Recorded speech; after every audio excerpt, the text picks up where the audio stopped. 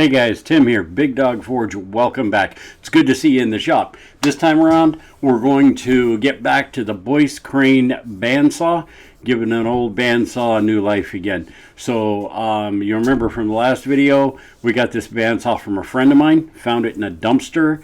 A couple of the parts and pieces were there. We got some repair to do, and we're going to build a little stand for this thing. So I'm excited to get it put together. I'm going to use it to do a little bit of woodwork for things like knife scales, small things like that. It's about a 14-inch bandsaw. It was made sometime between 1926 and 1931. Okay, it's hard to nail it down exactly, but from the dimensions and everything that's in the catalogs online from that time period, it appears to be that. So anyway, we found a motor about the same time period made by GE. It's a little bit bigger than the original, but we're going to build kind of a unique stand for it. So anyway, guys, this should be fun. Stick with me. It's a long video. Get the popcorn and settle in. It's going to be about 30 minutes, 35 minutes long, something like that. Sorry about that, but I just wanted to get this one over and done with so I could use the saw. All right, guys, we'll talk when this whole thing's done. See you at the other end. All right, the forge is nice and hot. We got it stuffed full of rebar, and we're going to start this project by bending the lower portion of the legs of this bandsaw stand we're going to build. And decided to build that out of rebar because I got a bunch of it. It's free. And I'd never do anything with it, so I thought I'd use some of this up. But it is going to be a bit of a challenge. I'm going to try to rivet this whole thing together, so punching and drifting rebar is a little bit of a task. But we need to make 4 of these legs, so the stand will be a little narrow at the top. It'll have a little wider stance with those curved legs. Now I'm using the power hammer here to flatten out the sides that I'm going to actually drift the holes in for rivets to put these together, and that'll be up at the top of the stand. That's where I'm flattening those out there, and down towards the leg we're going to do sort of a mortise and tenon joint as leg braces on this thing, and that'll all be done with rebar as well. So there'll be 5/16 rivets in the top, and then we'll make half-inch mortise and tenon joints down at the bottom where the legs are, and those cross pieces will also act as a place to put the motor mount. So rather than hot punch these things, since it is rebar, I'm going to go ahead and drill this right around a 1/4-inch hole, and then we'll drift these things out to just over 5/16, which isn't much drifting going on there, but I didn't want to drill a hole that large. I wanted to leave a little more meat at the top of these things. And I did drill this only because I wasn't having much luck punching through this without, I was getting fissures in the rebar, no matter how hot I got it. So this seemed to solve the problem, drilling through it. And it made it a little quicker. My time was a little bit limited on this. So doing this 1/2-inch hole with this drift, I ended up okay on 3 of them. One of them I had a little bit of a crack, a little fissure along one side I was a little worried about, but we'll take care of that a little later. There you go. And for the most part they drifted out pretty well. A little over 1/2-inch hole there. Alright, so this is going to be one of our cross braces, and we're putting a tenon on the end of this, basically a rivet or a brad, I guess you could call it.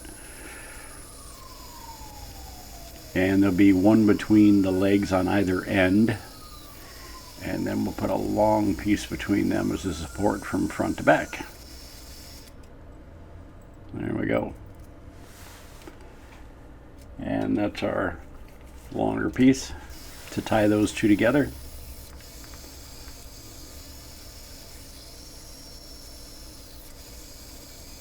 And we just cut those to length, the thickness plus a 1.5 times the diameter of the material.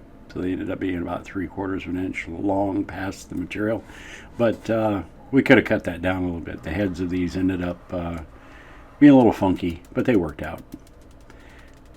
Now I wanted to show you this. This very first one I did, when I put that rebar in the power hammer and took it down, it actually ended up with a couple of cold shuts where the ribs of the rebar had sort of folded over on the end.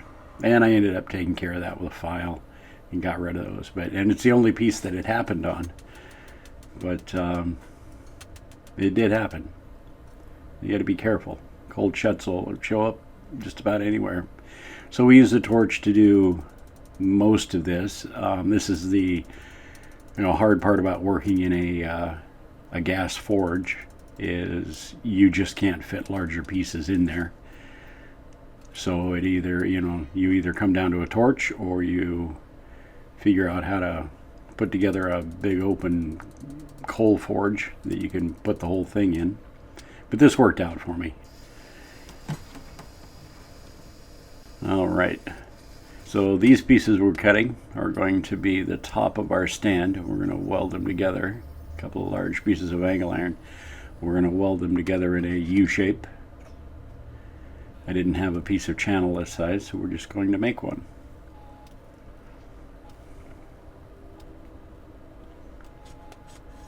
And the sides will be where I can rivet my legs to, and the bandsaw will sit right on top.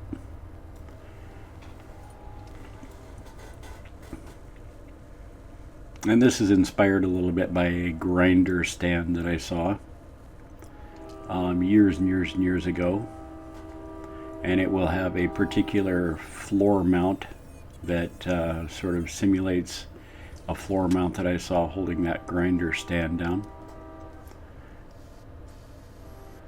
All right. No, I was not drilling into my hand. Now these rivets that I'm putting in here are temporary, and I'm just going to tack them into place.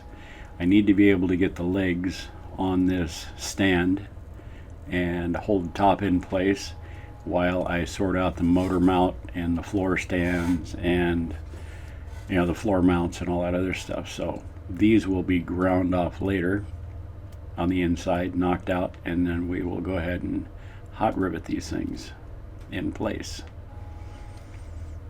Now normally I would use a nut and a bolt here, but I didn't have any the right size, and this was an easy solution, so we just went ahead and did that.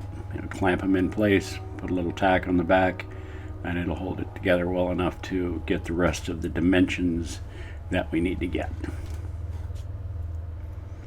All right, well, we got this put together. We're going to drill and tap for the mounts for the bandsaw.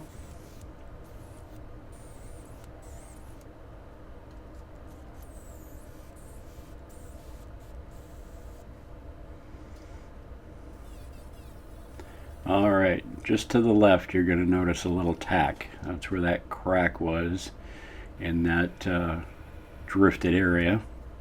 So I went ahead and put a little tack on it.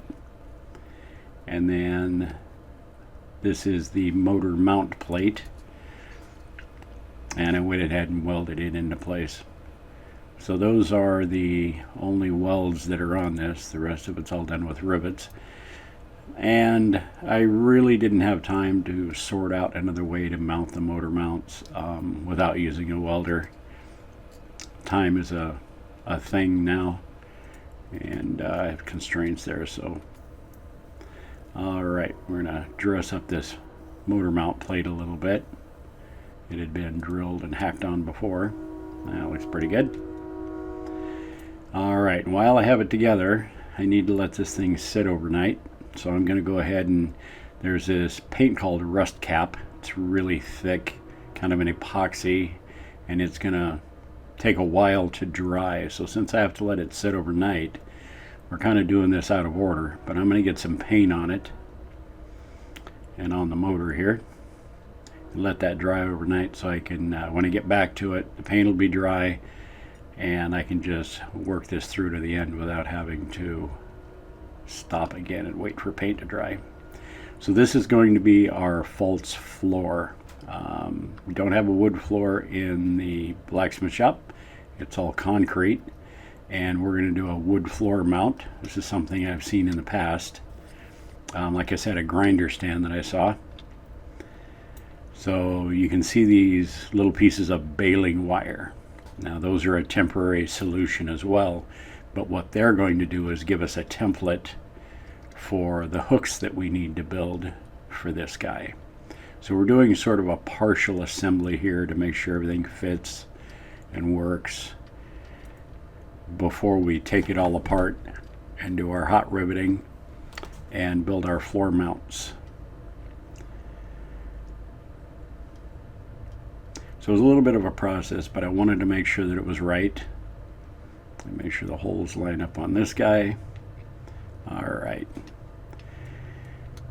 We're going to go ahead and grind these guys off now. The paint's dry. It's the next day.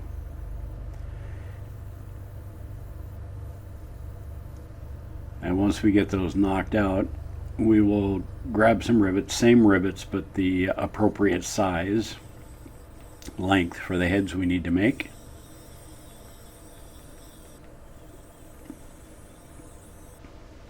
And I'll show you how there's our rivets. We need to cut these down, and we'll take a rivet out that we just ground off the back of that.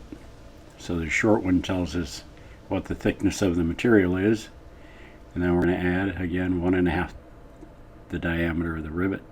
So this is the setup. We've got it sitting on a bucket, a piece of wood. We're going to rivet on the end of the anvil there, and then it's sitting on the front deck of Floyd the press.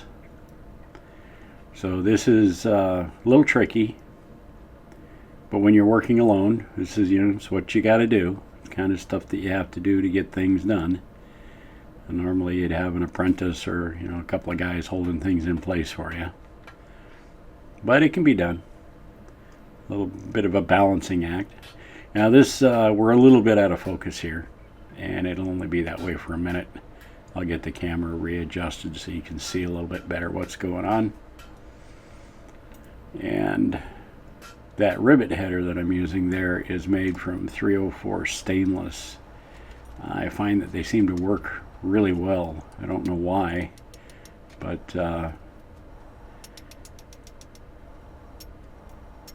they just make a really nice head on a rivet for some reason.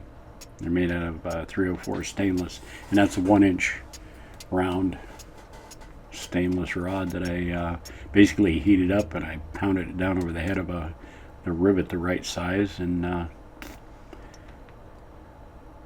we go. Get it all flipped over to the other side, and then we'll have to swap it on the other side of the anvil.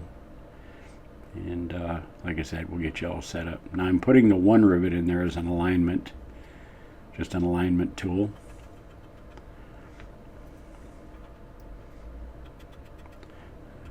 And use all your body parts there, your knees and elbows and everything to hold things in place. There we go.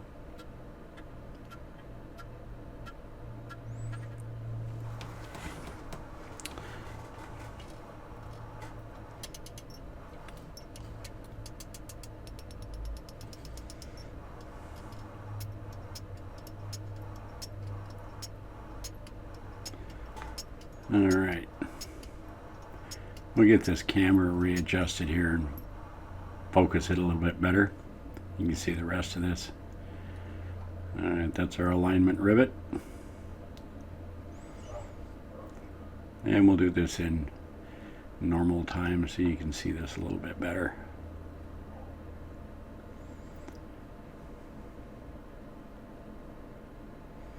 You can take your time, line things up.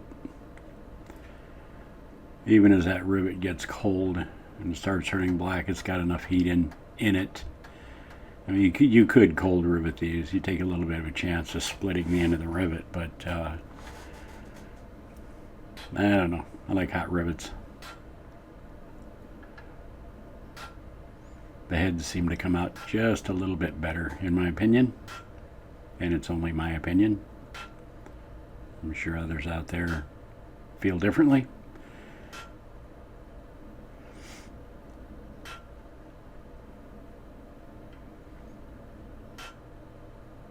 And I take my time with this, and I look to see where it's set, where it's up a little bit, and work my way around just to make them as best I can.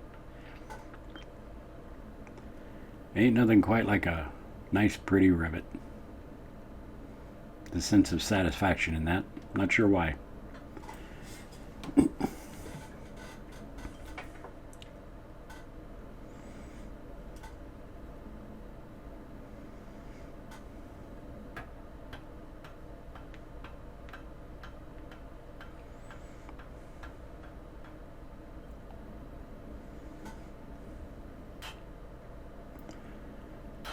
You can see that paint burning off there a little bit.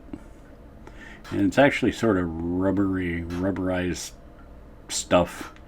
And it didn't really burn off, it just sort of melted in, which is interesting.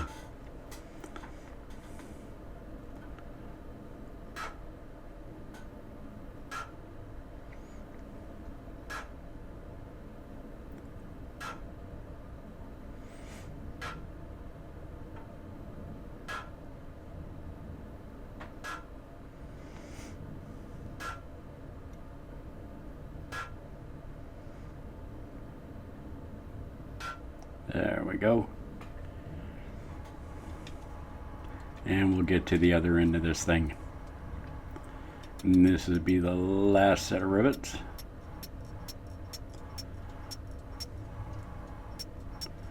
Get this thing all put together.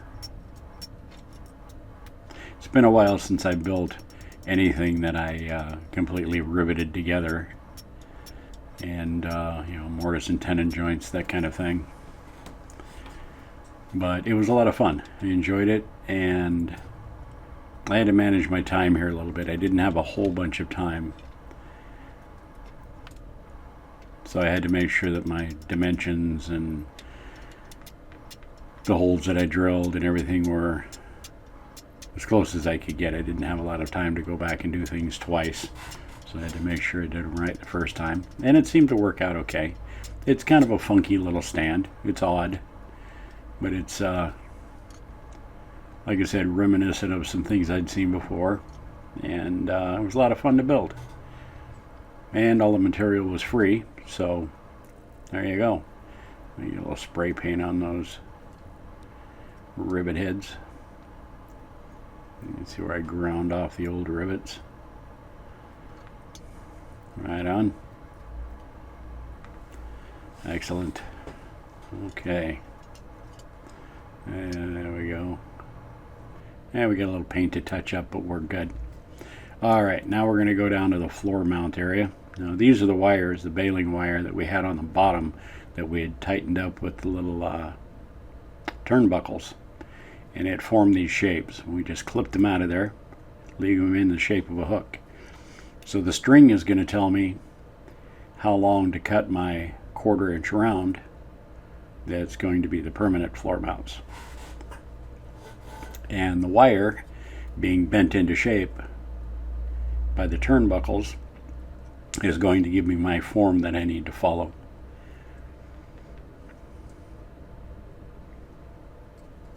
So this is why we needed to do the temporary rivets in the thing and all of that, so that we could do the bandsaw mount, the motor mount, and these floor mounts. And the reason I'm doing the floor mounts is, like I said, there's the floor in the shop is all concrete and it's extremely uneven. And mounting this on a little square wooden platform is going to make it easier for me to level it. So there we go. We'll get that into the forge and start heating up the ends. And we'll get this other one bent. And these little wire forms are giving me a very accurate model to go off. And get a piece of rebar here and make sure that it actually fits over the rebar.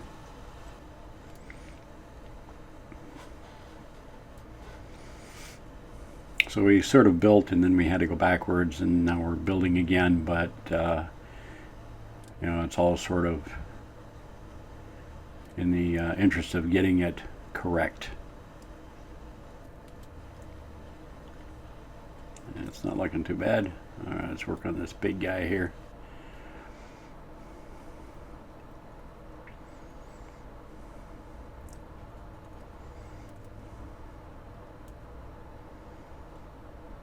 And I enjoy building these little parts and pieces and, you know, things like that for machinery specifically. I love building machines of all sorts. I've got another one coming up. As a matter of fact, I finally got all the parts for the surface grinder that I want to build. So that'll be a video coming out sometime soon, hopefully. I get a chance to get to it. There we go. There's our wires, and there's our good metal hooks. All right, so here's a stand. It's all riveted up. It's got the motor mount on it. And come on, get the camera on there. All right, so you can see how it kind of wiggles. Over here it's better. So the floor is just way uneven, but it's tippy.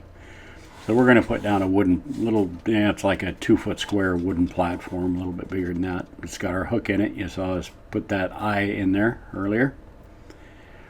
And that'll span the gaps in the concrete, give us a little more level.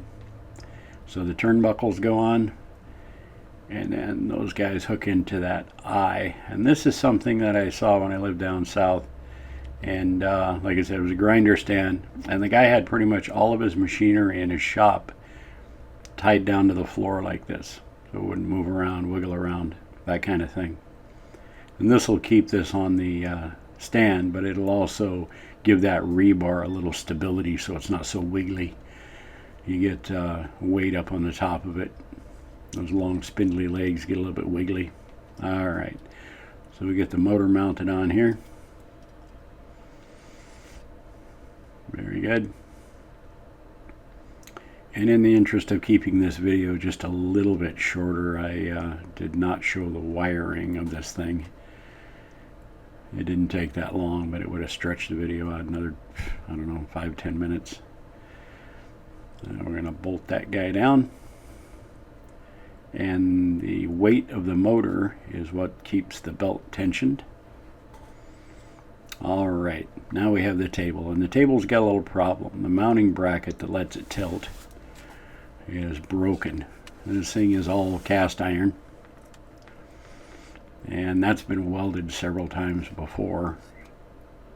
It looks like some kind of nickel rod a couple of times, and then regular welding rod, and it just never worked. So I think what we're going to do is we're going to take some 1/4-inch cold rolled steel plate, and we're going to make ourselves a template, and we're going to recreate this thing.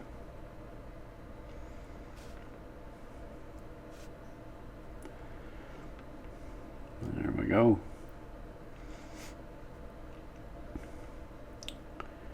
And we'll double check our dimensions. Little compass.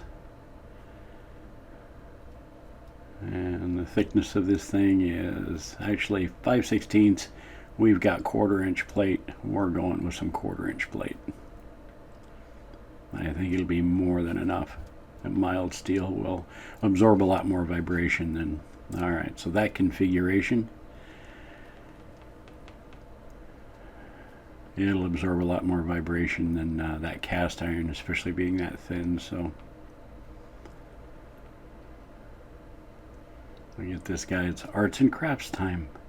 Get this guy cut out, and we'll stick him down to the surface of that thing. A little bit of spray glue. Right on. All right, let's cut that guy out.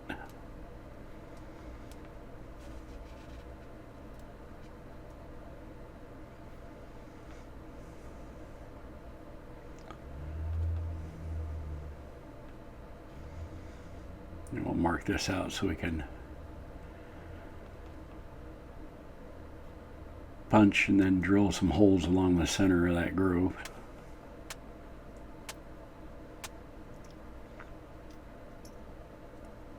So we can remove most of that material this way.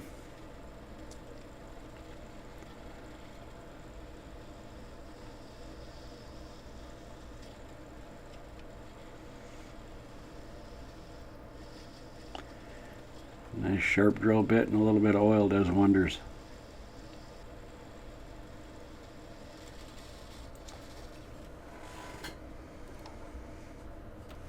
Alrighty, we'll cut those webs out of there with the little metal cutting bandsaw.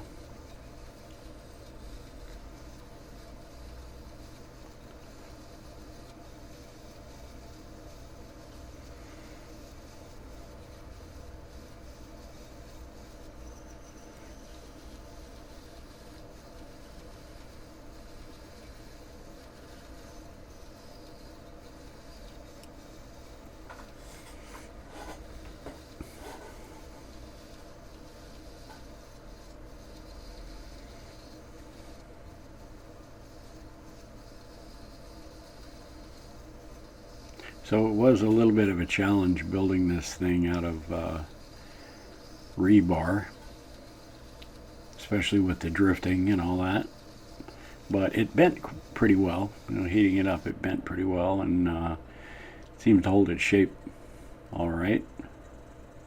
It's a little funky, but I thought I would give it a little bit of a sort of reclaimed industrial look, and I like that. Something that says recycle on it. Alright. So after a half an hour's worth of filing, there you go. And of course I welded it to its plate, and my little memory card was full, so it didn't start recording. So you missed out on the welding. But we welded it to a plate there. And we're getting kind of a size, a marking on the back of this thing. So we're going to machine this off and make it nice and flat. So that'll sit right down in there and take the place of the old stuff. You can see some lines around this thing where someone had ground it down with a, it looks like a disc grinder or something, where they had done some repairs to re-weld it and weld the pieces back on. And I'm not even going to go down that road. We're just going to replace the whole darn thing.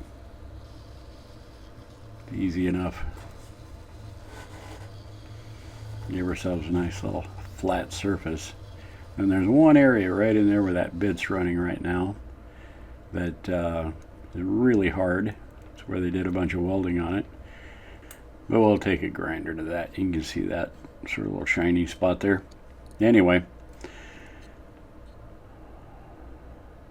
this is paste flux for silver solder.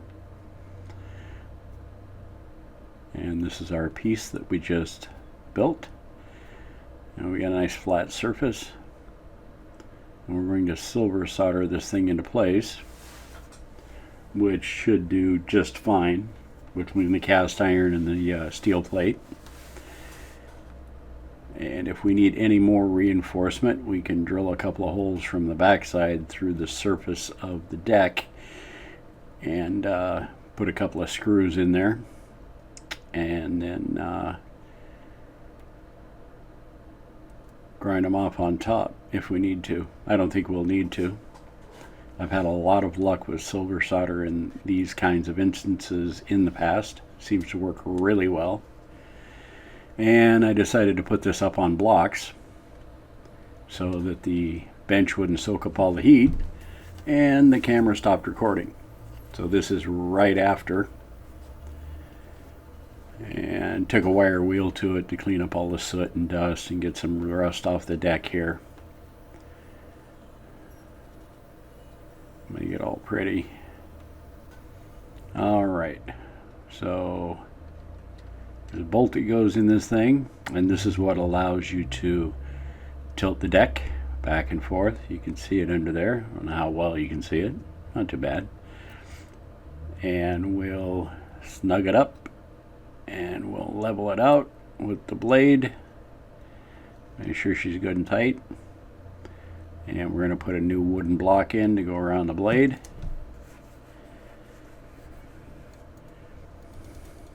Tap that guy into place. There we go. Looking pretty good. Alright, so this is our floor mount.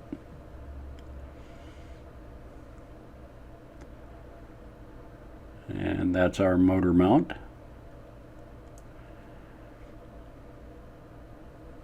And again, like I said, the weight of the motor is what tensions the belt. The switch on the front. And it seemed a natural place to put the switch. It's good and protected there. Easily accessible.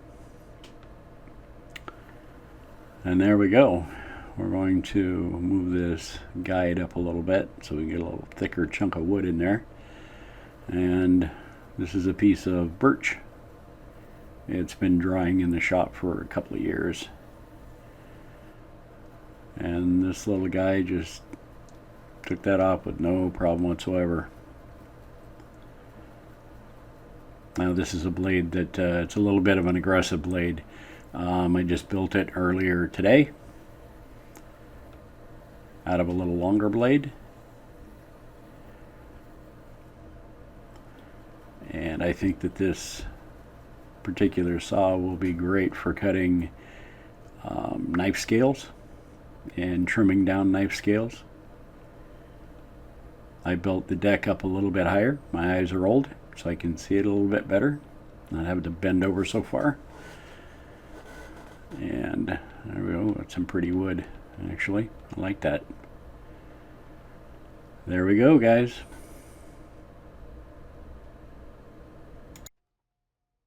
Well, there you go, guys. It was a little bit of a journey, but we got there, and I did take a couple of shortcuts. I drilled holes rather than slot punch them and drift them to a ½ inch around on the legs.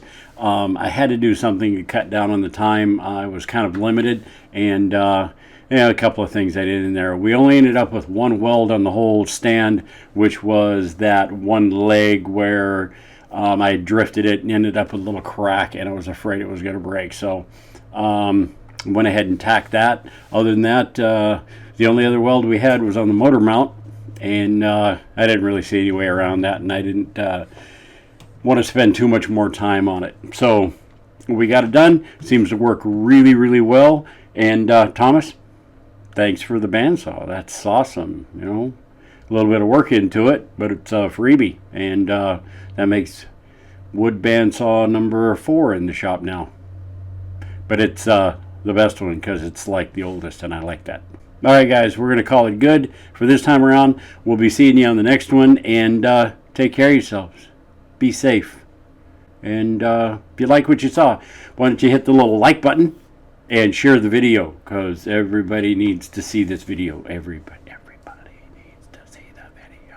Anyway, guys, if you haven't subscribed yet, now's your big chance. Hit the subscribe button and ring the bell for notifications. And if you want to support the little channel, you can head on over to Patreon and share the love there as well. So anyway, guys, we're going to call it good this time. Thanks. Take care. We'll see you soon. And be safe. Bye now.